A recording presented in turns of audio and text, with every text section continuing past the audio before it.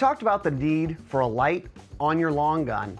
And how do you attach it and how do you run it? SureFire, you guys have a lot of options, Andrew. So let's talk about the different ways that they can attach it and the switches. Yeah, definitely. So as you mentioned, we've done a really good job in the last couple years of educating people on the importance of having a weapon light, how you absolutely need something to positively identify whatever you might shoot. So if it's a home defense firearm, whatever it may be, a weapon light is an essential piece of kit. To that, I mean, you guys have what I would say is like the bread and butter is the Scout Light. Yep, that's our bread and butter long gun weapon light system.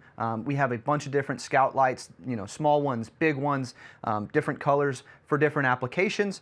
But that said, we have also an accessory system of pressure switches and tail caps so that you can set up the weapon light to work for you in the best possible way. So starting off, the Scout Light Pro has a nice, simple option for mounting it. Yes. So the nice thing about the Scout Light Pro is it comes with both the Picatinny or an M-LOK mount in the box, and so you can choose which one you run.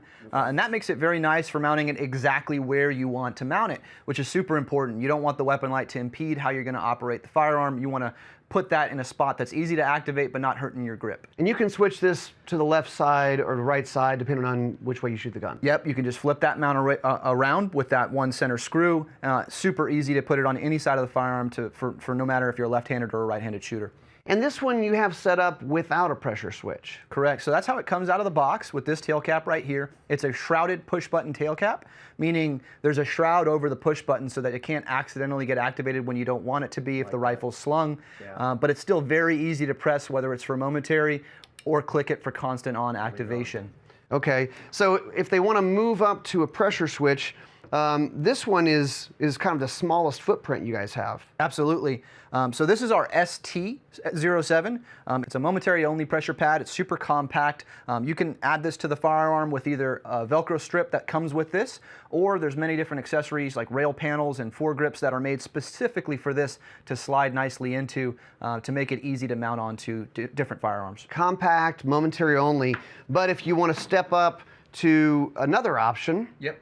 So this is our SR07.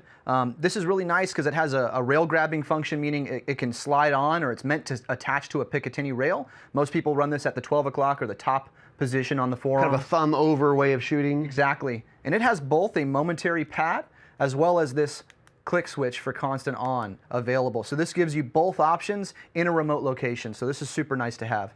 Now this one has lots of buttons. It does. So yeah, that's the next level. This has two down leads, one for a laser aiming device for night vision, and then the other one for our Scout Light. Long gun weapon light, and you have two pads to activate it. So that's definitely the next step up. Kind of something like this setup where you start having a lot of attachments on the gun. Exactly. Now talk about where you would set up the pressure pad and why you would do that. Yeah, so for me, for mounting a Scout Light, the first thing is, however you normally shoot the firearm, however you normally grip it, you don't want the weapon light to impede your grip. You don't want it to work against you.